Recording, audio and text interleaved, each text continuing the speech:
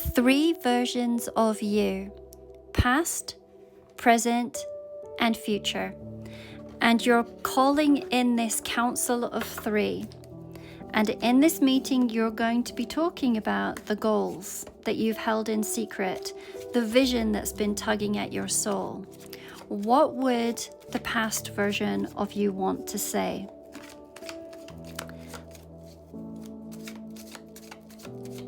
What would you like to say about goals? We've got the Wheel of Fortune from your past version, your present version. Let's have a look at the goals that you hold in secret. The version of your life that you can almost taste, that haven't fully claimed yet. What would you like to add to this conversation? We have got the 10 of Pentacles and then the future version of you. What advice, as the future version of you, would you give to your present and past self in regards to goals, dreams, visions, and desires? Oof, got a lot of cards. Okay, we've got the Hierophant, the 8 of Pentacles, and the Queen of Cups. This is an absolutely exquisite spread, and it's going to be for those that are the dreamers who never stop believing, even when life made them question everything. It's for the old souls who feel that destiny is in their very bones. It's for the empaths and the quiet visionaries, the ones who know on some deep, unshakable level that they are here to build something that lasts.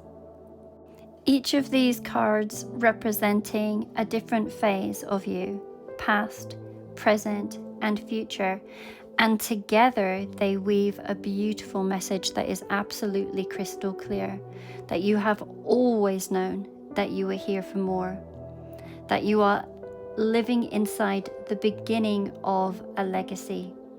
And the version of you who succeeds is not a fantasy. It is the result of your soul remembering. As always, I like to remind you that this is a collective reading and therefore it is not meant to resonate with everyone. If you would like your own private reading, there's a link within my bio, and if you go there, then it will take you to all of the readings that I offer, and we can do a personalized version of this for you. The past self showing up as the Wheel of Fortune, and I particularly love this version of the Wheel of Fortune. We can see that there are the hands that are reaching outward. They almost form the turning spokes of the wheel itself. And at the center there is this compass, a reminder that even when you felt lost, there was something inside of you that always knew where you were going. We can see within the corners of this card that we have the Ace of Swords, the Ace of Pentacles, the Ace of Cups, and the Ace of Wands. These talk about passion and creation, truth and clarity, abundance and stability, emotional and spiritual fulfillment. And these aces, they're not just promises, they are coordinates, pointing you toward opportunities that are fated. And they really remind us that your path has always been blessed with potential on every level: spiritual, emotional, intellectual, and material. If this past had a voice and was sitting at council with you, it would say, "I'm meant for something more, and I have always known it." This has been imprinted on your path. Your destiny reroutes you every time that maybe you have gone off your path. Right now, you're standing in the energy of the 10 of Pentacles, and this does talk about money and security, but in this deck we can also see this very regal Egyptian scene. We can see pyramids rising in the background. We can see a queen seated on her throne and her family gathered around her. This visual says everything. This is about dynasty, It's about lineage, and it is about sacred responsibility. Your present self is no longer dreaming of a path. You are embodying it. The throne beneath her says that you did not come here to chase survival.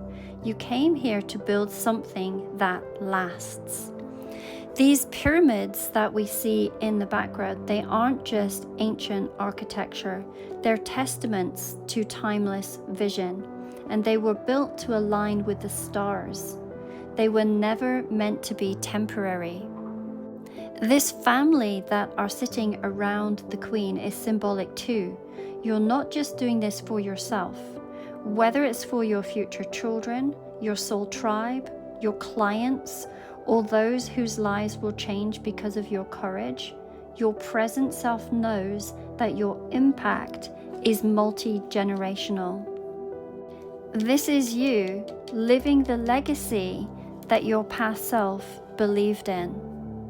And then we move on to the future version of yourself. And you know what I really love?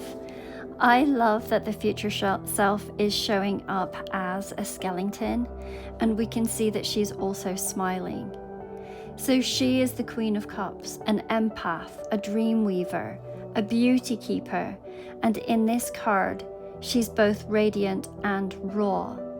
Her potion bottle is labeled beauty, not because she's conventionally flawless, but because she is fully herself. Her bones are bare, the mask is off, and yet she smiles. And she is proof that truth is beautiful and vulnerability is power. I want to show you something else. You see how she does have this grin on her face? Let's now move to the Hierophant. These bones, these are humorous bones. Every single one of them is the humorous bone, the funny bone. And this feels like your future is saying that wisdom does not always have to be heavy. Sacred doesn't always have to be serious. You're allowed to be enlightened and enjoy it. And you're allowed to laugh as you ascend. There is no doubt about it that you are a wisdom keeper who is showing up as the Hierophant. This is someone who is meant to be a mentor, a healer, an oracle. And there's no doubt about it that you are a hard worker when it comes to these 8 of Pentacles, and we're going to talk about that in a minute.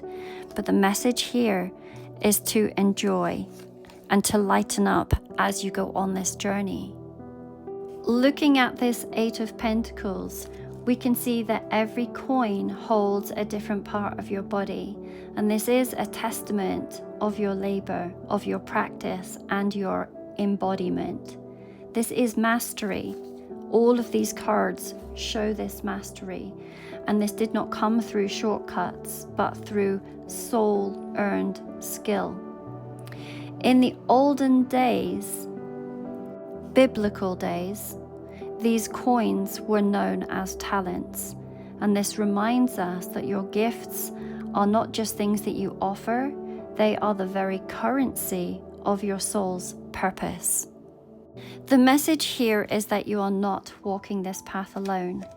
You walk with yourself in every dimension of time. The you who came before knew that even in the chaos, something greater was guiding your life. And she's the version of you that whispered, there's more, keep going, you're meant for it. The you who is here now knows this in her bones.